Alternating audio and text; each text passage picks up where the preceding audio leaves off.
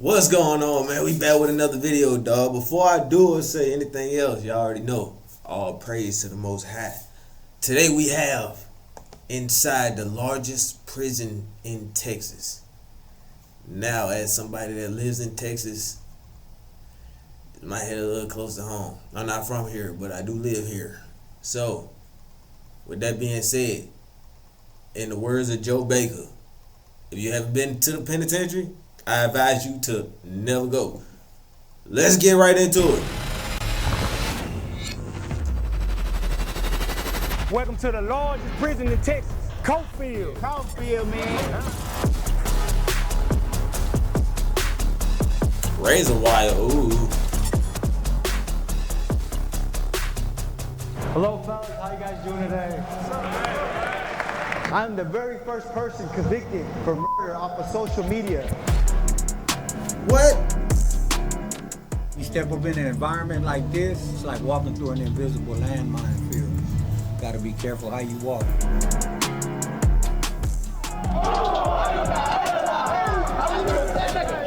Me and my partner. They like they having a blast. And we end up jumping on his partners. That was the birth of the beef.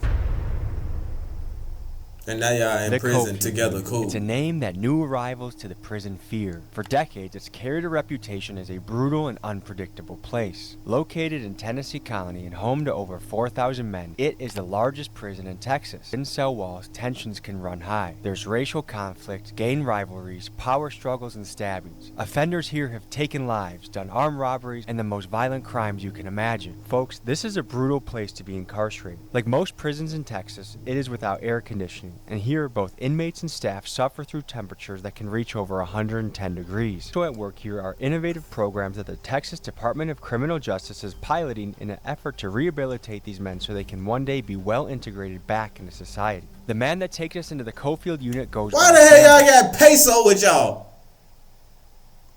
What is peso doing here? And just to speak on this real quick, no AC in Texas?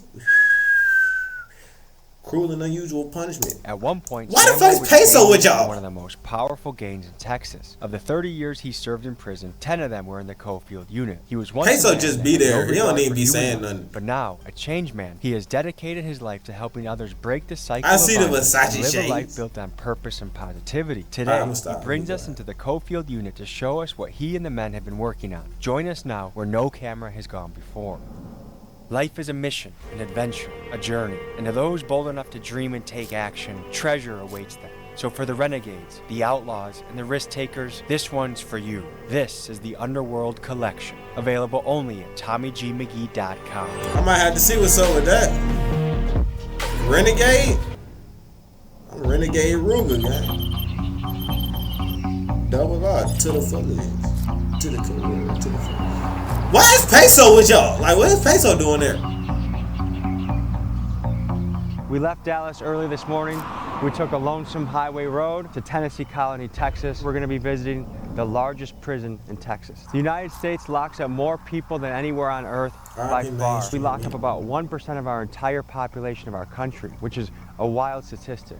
There are people here that haven't seen light of day as a free man for 10, 15, 20 plus years. And I'm eager to learn their stories, hear their experiences, and see how they deal with the concept of living in a cage for a good portion of their life. This, folks, will be unprecedented access to the Cofield unit in Tennessee Colony, Texas. Freedom member. How are you? How you doing, brother? How you doing? Hey, God bless you guys. Tommy G? Tommy Jose, You know about me? Yeah, I'm the one I'm Semble boy, man. Man, how are you today? Good, how you doing? I'm good. Give the people the lay of the land. What's happening here? Okay, so this is the chapel here on Cofield. These are some of my co-workers. God bless you guys. Let them introduce themselves. Juan Ballesteros, man of peace, also a gatekeeper here. What's a gatekeeper? Gatekeeper is Juan and Jose. That's not stereotypical at all. All right, let me stop if I get we counseled. talk to the guys when they first come in the unit, and we help them kind of transition into the new area, the environment that they're coming into. So yeah, we're kind of one of the first guys that they meet. So And what is this unit known for? well, back in the day, it was like rocking and rolling. Yeah. Right? So it was really going down with gangs and all that. To give you an idea of what we are walking into, let's give you some insights on the history of violence here at the Cofield Unit. In September of 2023, an inmate at Cofield Unit stabbed a guard. After he was restrained, the inmate was severely beaten by guards and hospitalized. 13 guards resigned or were fired shortly after. For a prison facing staffing shortages, incidents like this put further pressure on the guards. Also in September of 2023, Billy Chamirmir, killer of 22 women, died at the hands of his cellmate. And if you read the accounts written by inmates on Prison Writer... Did I just hear that correctly? Killer of 22 women died... How you even stay out long enough when he get locked up? How you stay out long enough to even up the body count that much? Like, what the what? Who 22? Who?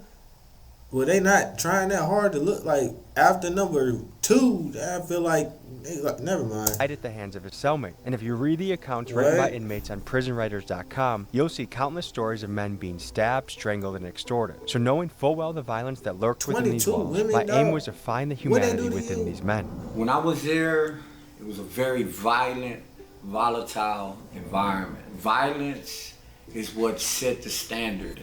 So I knew that my only method of progress would be to instill the most fear in as many people as possible. Well, I got a little life sentence, right? I've been here 17 years. I was high on drugs, so drugs made me snatch a lady's purse, which gave me a life sentence. Second time down. First time was a DWI, 2-year sentence, and then they shot me with a life sentence 5 years later. I wasn't arrested, but I was rescued. So to me, that is a blessing. I'm locked up for possession with intent to deliver, and I've been locked up for about to be 16 years. Organized crime to with murder, you know what I'm saying? One of my partners we went to go meet up to fight off inside this little parking lot or whatever, and in the midst of the fight supposed to happen, people started shooting, you know what I'm saying? Without saying something, you know. I'm an ex-Mexican Mafia gang member. I spent almost 13 years with that family. I'm not proud to say, but I stabbed somebody 22 times. Where were your parents in the picture? Well, my dad he had his own issues, and my mama was there. My mama got 7 kids. She had 7 kids by the time she was 28. So I can't fathom being a 28-year-old single parent with 7 kids. It sounds impossible. Yes, and then 6 boys.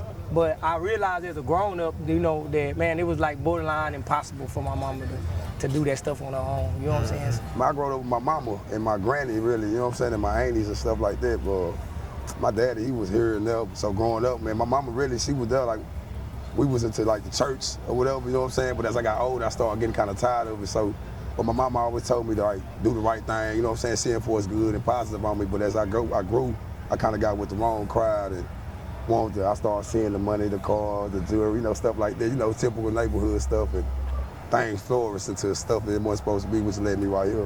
What message you have to the youth out there that are doing very risky things and they're not here yet, but they're on that path? You gotta stop and think before you start doing, man, because it's gonna lead you in a bad situation, man. In prison, like, this is not what's up, you know what I'm saying? And if I could have thought back before what I did as a youngster, I would have did something differently, you know what I'm saying? So the same hood or the same people you doing it for, when you get here, not gonna be here. What happened in your childhood and your upbringing that led to you becoming a killer? So there's some things, man, that I've talked to very few people about. I was molested as a child, and because of it, man, it made me be a very, very angry individual. And I found out some things about myself with that anger, man. I embraced that anger and I turned to it for everything. I wouldn't let nobody get close to me. Just pushed everybody away. That anger was just always there, and was quick to turn from anger to rage. Is there any opportunities here for therapy or to talk through some of the things that you've seen in your life?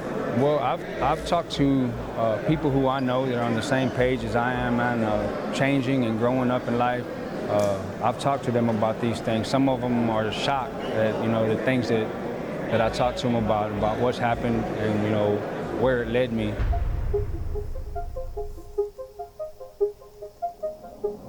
My name is Kenneth Young, and I am the director at East Texas Hospitality House here in Tennessee Colony. What we do is we provide lodging and meals and encouragement to families who are visiting somebody who's incarcerated in the Tennessee Colony area. We have a gathering room in there, we have games, we have puzzles, we have places to sit, double beds with bunk beds, we've got different bedding arrangements for the different sizes of families.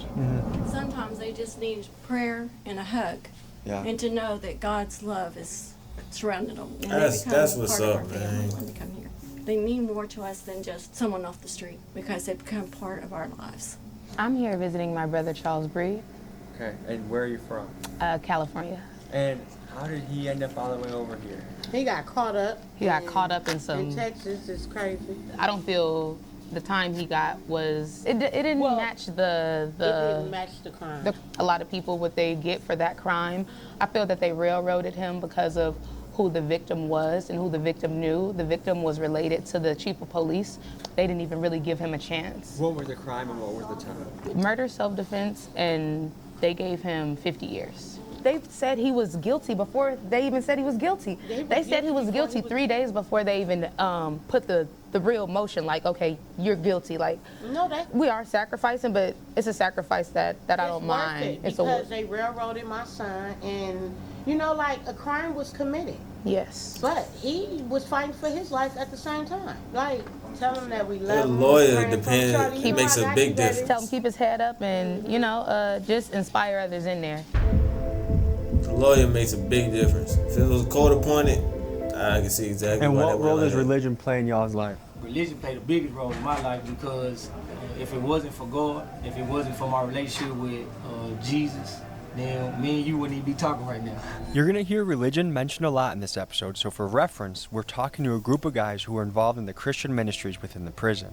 I used to be on the other side, now I'm on the best side. So our objective is to show them, remind them that, hey, brother, you might feel alone, but you're not alone. You might feel left out, but you're not left out. You might feel like nobody care about you, but we're here to show you that somebody do care about you. Big thank you to the wardens and all the administration here. This is an unbelievable opportunity to talk to these gentlemen, to learn. I'm honored to be here. To wardens around the country, if you can invite us in, we'd love to come talk to you, your men, your people as well. It's a blessing to be here. I like that shirt you got on. I appreciate in you. peace, mainstream media. Rest in peace, mainstream media. I pray for these brothers. I pray for their families. But I pray you show them grace and mercy in that. Because your word tells us that if they visit the least of these, if they visit you. We just prayed, now we're moving on to the Hey, so what the hell you doing there, bro? This is to show people's life and story and situation and learn. I'm hoping we can do that in the gym, and maybe the warden feels a little better and we go other places too. So what we're gonna do is we're gonna open up let y'all brothers speak. Y'all can all say whatever, however, 5, 10 minutes, 20 minutes, whatever y'all wanna give about yourselves, about what y'all do, you know what I mean, where y'all coming from. Then we're gonna have some of the peer influencers speak up a little bit, say what they do here on the unit, and then start doing a little bit other things that we got involved for.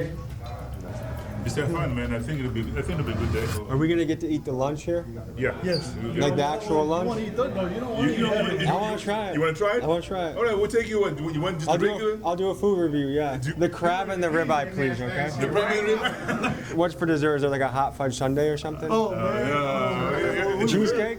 Cheesecake. Toilet water. Homemade cheesecake out of cookies. What are your best recipes you got here for making stuff? I like to do a fish bowl. Summer sausages, jalapenos, pickles, the mackerel, original mackerel. Then I put sriracha mac and I put a tuna. And some Okay, so jalapeno that's tuna. when the fish come in later.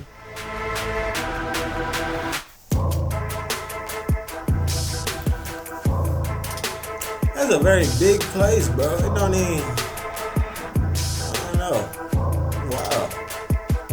Basketball court. This is like a little thing for Glow that we do every Friday. And we're going to do a little bit of performing, front line, and we're going to do a little bit of rapping. I made the personal choice to become a better individual, to become a better man. Y'all should have took Percy I fell with you. into the street life. You know, I succumbed to the elements of the street. If I was gonna be a gangster, I was gonna be the hardest gangster there ever was. I was involved at the highest level of criminality. For a homicide I did not do, I took the blame because I didn't, snitch on nobody. I finally realized that I needed to use my influence in a positive and productive way. I renounced my membership in the gang and just started doing positive things on my cell block. and I'm out here in the free world doing the same thing that I was doing in there, but out here modeling it. Man, bro. Look, first of all, I don't consider myself to be no gangster. I don't consider myself to be a street dude. I'm not gonna say the other way. I don't consider myself to be from the streets, in the streets. None of that really, bro. Like, so my opinion when it comes to this snitching stuff, dog, especially if it's a situation where you gotta take the charge for somebody, because I've been in those shoes where you had to sit there and you not snitching is what, you ain't even do nothing. You just in a position because you ain't snitching. You not a rat. You not a snitch. And, bro, to all y'all, bro, don't be stupid. At the end of the day, bro, ain't nobody finna do nothing to you. Like, let's go ahead and say something about that right now. Ain't nobody finna do nothing to you. It's 2025. Don't nobody do nothing to snitches no more. Like, even in my situation, even no matter what happened, I probably would have still not have said nothing just because of my own, like, self-respect and integrity. But something like a murder or a homicide or something like that, bro, the person that you sitting here taking this charge for ain't no better than you if you was to snitch or whatever the case is. That's a snake. You know you did this. And you gonna let me sit? You gonna let me sit for a crime that you committed for taking somebody's life? They think I took somebody's life and you just gonna let it go. You being in that position and not snitching is the dumbest thing that you could possibly do, bro. I'm not even gonna hold you. That's the dumbest thing you could possibly do. A life was taken. A life was taken. God know you ain't take that life. You better let everybody else know you ain't take it either. I don't care, bro. I don't care what nobody think of me or what nobody got to say about me. I promise you, we get into a situation and you kill somebody and I somehow, some way, it's better for you not to put yourself in that situation, period. But it's certain things that happen to where even if you don't put yourself in the situation, you could still become part of it just from circumstantial BS. But if you think that I'm about to sit here and take a murder charge for you, a robbery charge for you, or whatever, you stupid. Because that mean that you a snake, you a rat yourself. That person that let you take that charge, a rat themselves. Go take your charge, bro. Take responsibility for what you did. You want to know why? Another reason why? Because 9 times out of 10, that person going to still end up in there anyway. With another charge, probably just as bad or worse. End up getting the same amount of time. So now both of y'all in there for his actions. Man, bro, don't. The worst thing you could be in this day and age from 2025 forward, is about to be 2026. The worst thing you could try to be is a street dude, bro. Be in the streets, be from the streets, anything like that. That's the worst thing you could possibly do. Because the rules and guidelines or regulations, the rules, whatever you want to call them, don't apply to nobody. And I guarantee that same person that you would have sat there and took the charge for, if they was in your shoes and had to take the charge for somebody else, they snitching. Come on, bro. Come on, bro. Don't be stupid, y'all. I had no idea until about 10 minutes before that I was going to be going up to give a speech in front of the inmates. Not only was I nervous, but I wanted to say something that actually mattered to these guys. Here's what I came up with. Hello, fellas. How you guys doing today? So, my name is Tommy G. I'm a documentary filmmaker, and I'm here today to talk to you guys, get your stories, hear about your life, hear your perspective. But I want to tell you 2 stories that might give you hope right now. There was a time in my life about 4 years ago, I hated my job, I hated where I was in life, I wasn't happy. What I did is I wrote a list, ideas that can change my life, and I just one by one started executing on them. One of them was a documentary film on a group in my hometown, Milwaukee, called the Kia Boys. I documented their life, what they do. The Kia Boys are a bunch of teenagers that will take your Kia if they can find it. And I knew this was my path to be a documentary filmmaker. So I just want you to have the hope that there's one little thing that can pivot and change your life and shift you into the path that you want to go. Another thing I want to say, one of my best friends on earth, when he was in his 20s, he robbed 6, 7, 8 banks in California. He served 10 years in California. He's been out for 20 years. He's a family man. He's a multi-millionaire. All right? And he's someone that I love a lot. Brothers, I'm excited to talk to you. I'm excited to interview you. Come up and say hi to me, and thank you for having me today.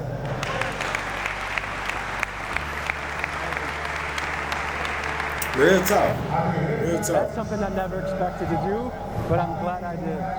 When life serves you on a path, sometimes you just gotta run and take it, even if it feels a little scary. If there's something you need to pull the trigger on in your life, what are you waiting for? Whatever y'all doing and whatever y'all dreaming about doing or whatever goals y'all making, bro, just don't give up, bro. I love y'all. What the hell Peso doing there? Like, when we were kids. Raise your hand. Never in my wildest dreams did I think I would become famous for something I would regret later in life.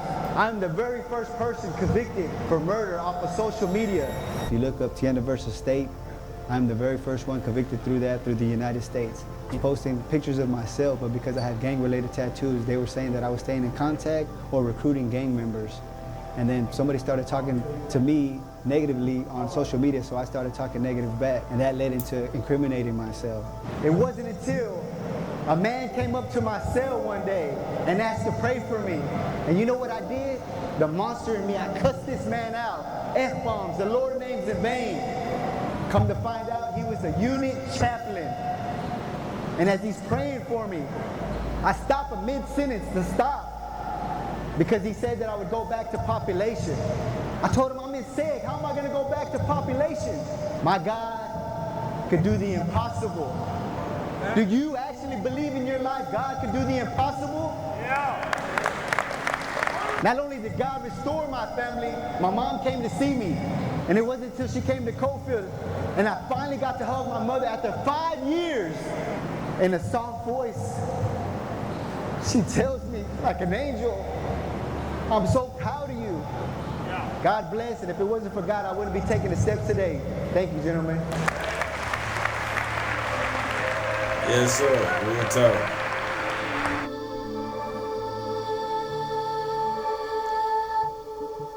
Usually on Saturday, you go to church. That's probably about the only thing that we got to look forward to on the weekend. Church services, unless they have an event like this that we can come to. You know, but you know, most of the time, you got to get laid in. You got to know somebody that'll put you in. Monday through Friday, well, it all depends on what you're doing for yourself. Either you get involved in school, spiritual-based classes, or you can just get stuck on the wing and do nothing. What do a lot of the guys do here to pass time? Me, I'm involved in spiritual-based classes. So right now, I'm involved in culinary arts class. So pretty much every day of the week, I'm involved in class. So 2 questions that a lot of people in society are asking right now. Number 1 is, does prison rehabilitate people? And number 2 is it the job of prison to rehabilitate people? Well, so I can say this. I just did 14 years down here. I stepped out for about a year and a half. You know, it boils down to what the person wants to do. You know, I know before I left, I wrote down a bunch of things that I didn't want to do. And I guess I still desired to do those things. I still wanted to use drugs, you know. Thanks to God, I came back with an 8-year sentence, and then this time, you know, my whole perception of prison has changed. To me, I see it as a school. You know, you have a lot of opportunities, so I'm taking advantage of every opportunity down here. I was out there 8.5 years of solitary confinement. 8.5 years? 8.5 years solitary. In a row? In a row. How did you survive that mentally? Mentally, I read, I prayed, I worked out. I kept my mind focused, you know. Don't get me wrong, I see people commit suicide, come out, get killed, get stabbed, you know, the whole 9 yards. But I seen it all, man. Himself, you name it. When a prisoner is deemed too dangerous for the general population, they are sent to a place designed to isolate and contain, solitary confinement. Here, They are locked in a windowless cell, no larger than a parking space, for up to 23 hours a day. Their only reprieve each day is a brief hour for exercise alone in another cage. Days blur into weeks, weeks stretch into years, and some inmates endure this for decades. This raises an unsettling question. Does solitary confinement cross the line into inhumane punishment, or is this a necessary evil? What do you do with inmates who have relentlessly and brutally attacked fellow prisoners or guards? This is a question that we as a society are still figuring out. Do you think that should be allowed to put a human in solitary confinement for 8 years? No, I think that's inhumane because I believe people deserve a chance. Now, if they're a threat to everybody, yeah, I mean, I can see what they're talking about, you know, but I mean, they would have to be a real serial killer, like not that's a psychological aspect. I did 5.5 years in cell. You know, not everybody. That's a crazy statement to have to justify. Yo, you realize y'all people he just did, bro? There would have to be a real serial killer to not to disrespect nobody. Huh? Well, the fact that you have to be like not to you know what I'm saying? It's crazy. That's crazy. Mentally strong. You know, people are chemically imbalanced. You know, not everybody can deal with the solitude back there.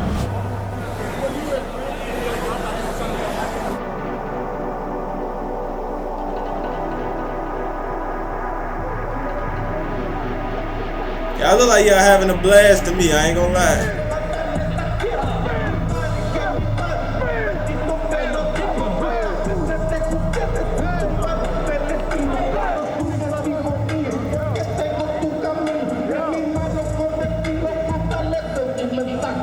Is this copyrighted?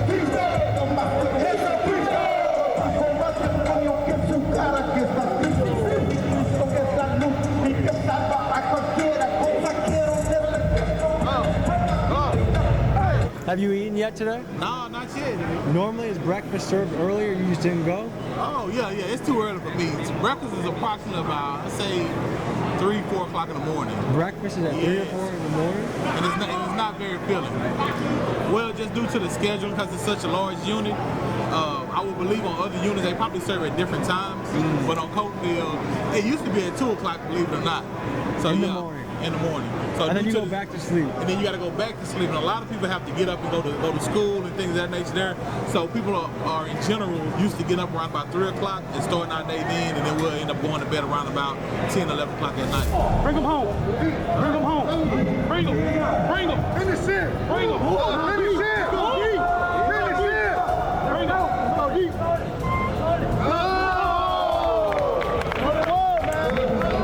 I ain't arm wrestling nobody. I do the push-up contest.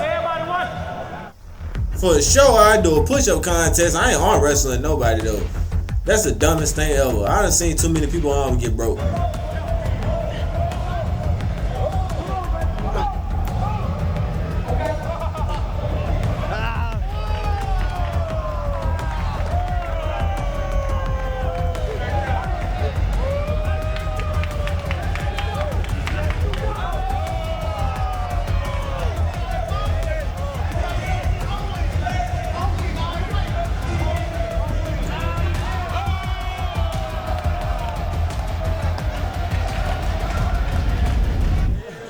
Push-ups you do today? Man, probably like 250, 300. That's just an exercise.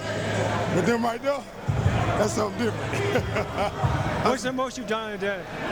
Oh, probably like 1,000. 100 sit-ups, 200 squats. You know, something to keep it going. We just want to say, man, we both from the Arlington, Texas, man. So shout out to Agtown, Texas, man. You know what's crazy? Let me show you how good God is, man. We used to be enemies in the world. Man. Right? We literally used to beef with each other. Like, for real. Try to kill each other out there. But now look at God. You know what I'm saying? Now we doing ministry together. So back in the day, you guys used to beef. Tell me about that. Well, you know, so we both got 2 different reasons why the beef started, which is funny. So the beef started from my perspective is because one of my partners who is dead now, rest in peace, Shot Merck, right? He got jumped on his side of town.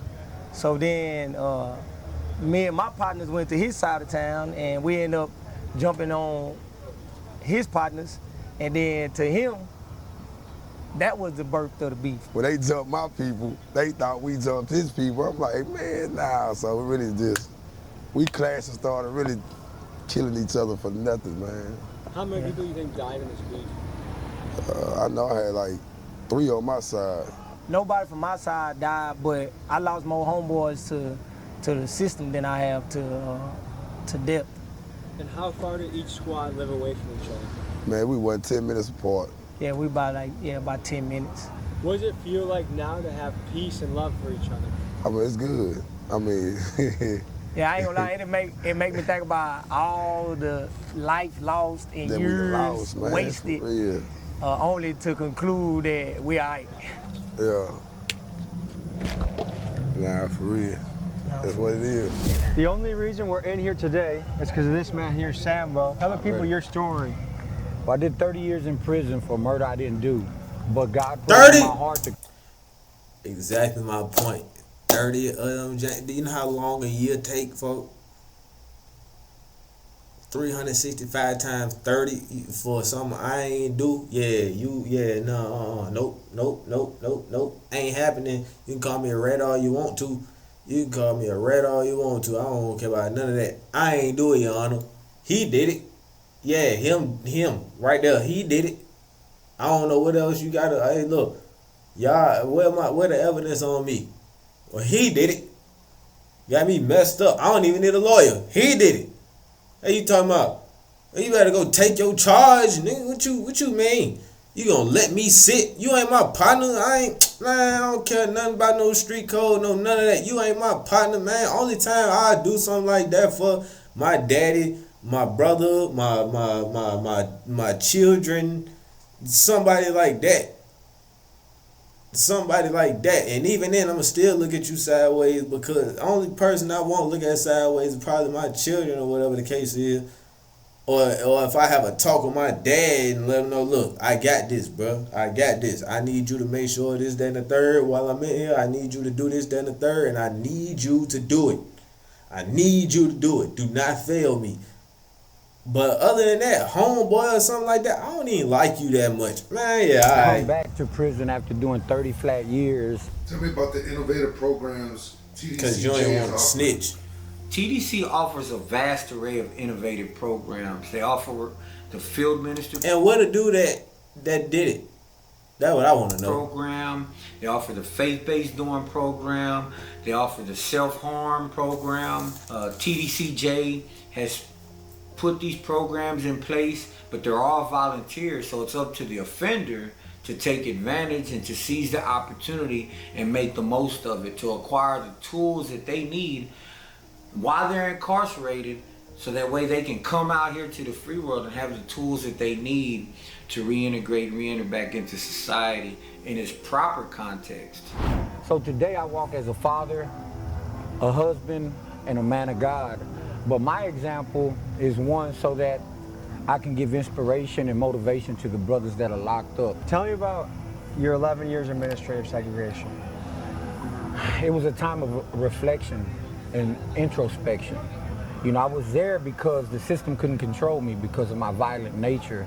But while I was in there, I had to sit back and realize that I had more value, more self-worth, that I was able to be more than just a TDCJ number, that I had the ability to give back. And God first.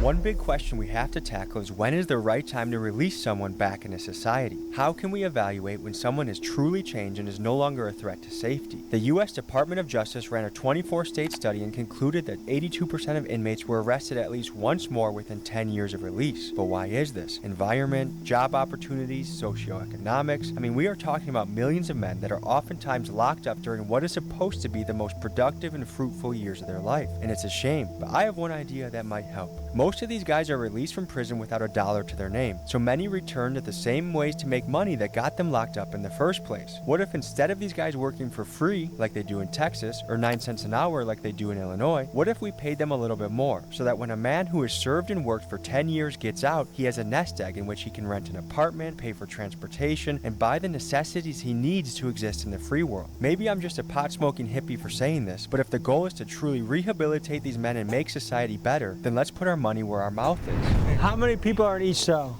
2-man cells, man. These cells are so small. It's like a 6 by 9. You hear them? About 54. You can't even fit 2 dogs. Yeah, you can't. It's a cage. So, what else do you have to think about living in a cell with another person? Everything you do. You have to think about everything. You have to think about how loud you get up. If you're on top bunk, you can't step on the bottom bunk. You might wake him up. You have to think about everything. You can't drop things. You know what I'm saying? You got everything if you're respectful. You know what I'm saying?